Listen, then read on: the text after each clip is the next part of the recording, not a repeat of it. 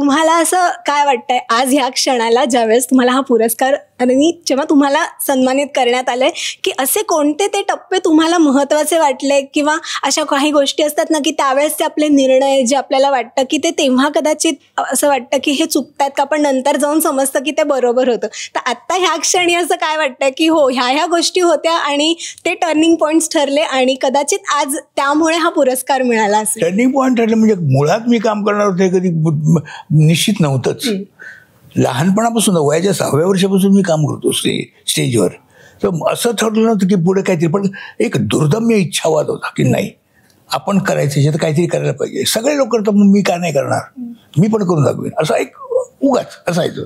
आणि त्यामुळे मी माझं काम कुठं मिळेल ते मी काम करत होतो, मिळेल तेवढी धडपड करत होतो. म्हणजे इव्हन एवढं की नुसतं काम नाही तर लोकांच्या रिहर्सल्समध्ये सुद्धा मी बसायचं जाऊन लोक काय करतात हे बघायला.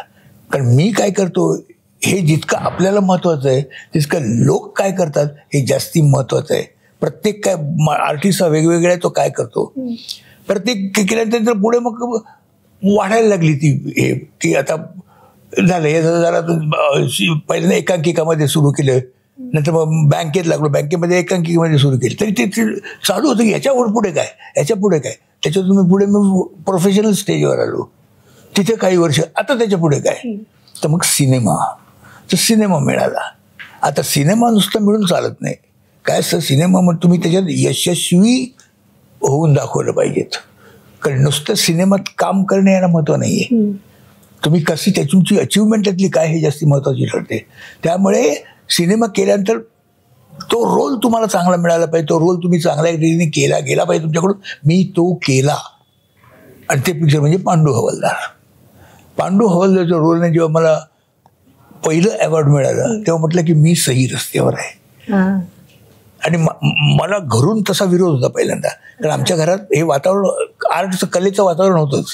की माझे मामा म्हणजे माझे गुरु गोपीनाथ सावकार मोठे दिग्दर्शक आणि निर्माते आणि नट होते, त्यांना माहिती होतं ना इंडस्ट्रीची, आणि मी बघत होतो इंडस्ट्रीची हालत काय.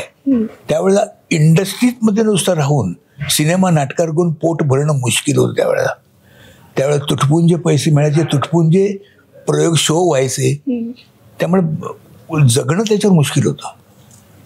बरं त्यामुळे ते मला येऊ नकोस म्हणत होती ह्याच्यात. पण जेव्हा मी हे असं अवॉर्ड मिळायला सुरुवात झाली त्यांचा हे विरोध आपोआप मावळला. त्याने म्हणे चल आता करतोस कर, आणि मग सरळ सुरू झाली माझी. मग मध्ये ॲक्सिडेंट झाला माझा, ॲक्सिडेंट झाल्यानंतर थोडासा ड्रॉबॅक आला होता, थोडासा सेटबॅक बसला की आता 6 महिने जवळजवळ काय आता करायचं, पण तोही काढला बरोबर शेवटी तो आतापर्यंत. आणि त्यानंतर मला वाटतं आयुष्य बदललं असेल. आयुष्य तसं पर्यंत पहिलं मिळालं तेव्हापासूनच म्हणजे पहिल्या ह्याच्यानंतर तेव्हाच बदललं. ते पुढे वाढवणं हे महत्वाचं होतं, ते वाढवणं माझ्याकडून शक्य झालं हे महत्वाचं आहे. रसिका हो, कलाकृती मीडिया म्हणजे मनोरंजनाची लयलूट.